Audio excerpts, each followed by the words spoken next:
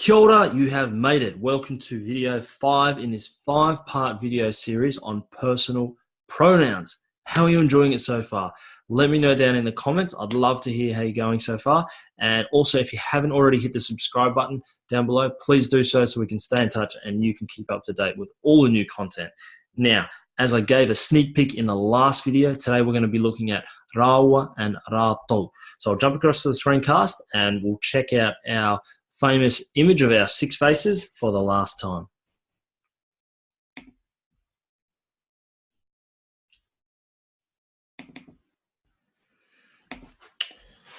Still on the last one there.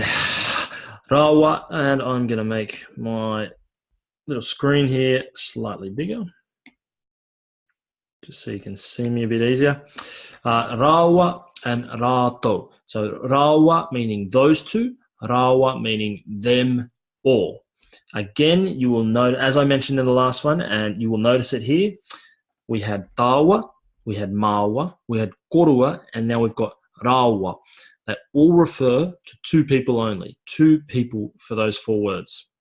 Similarly, tātou, mātou, koutou, rātou, all of those 4 words, these second examples that we've been looking at, all refer to 3 or more people, 3, 4, 5, 6, 1,000 people. All of those 4 words are used to talk about 3 or more people. So there is one little pattern that you should definitely take a note of, and that will definitely help you in understanding this, because it is a little bit confusing. All right, rawa, those 2, rātou, them all. So I'll jump across to our picture. So remember, it's you and this gentleman here talking. So when you're using rawa and when you're using rātou, you are neither talking about yourself or anyone connected to you, and you are you're not talking about the gentleman or the person that you are speaking to, nor anyone associated with them. So we'll go down here to our examples. Kei te aha rawa. What are those 2 doing? In this case, I've used the red arrow here.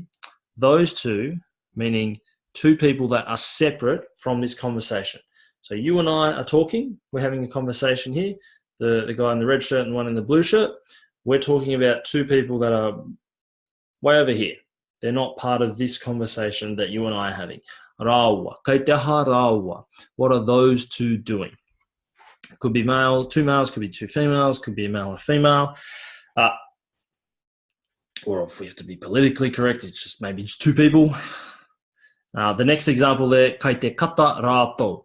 They are laughing. Now remember, we're talking about 3 or more people. So I've indicated that with this blue line here.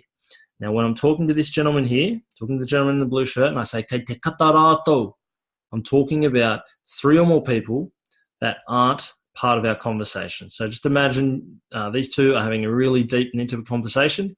They would be talking about the people circled in blue. This one, this one, this one, this one.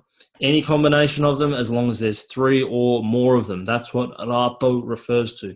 So rawa, just to take a step back, rawa is 2 people that are separate from the conversation. Rātou is 3 or more people that are part of or not part of the conversation that you are having.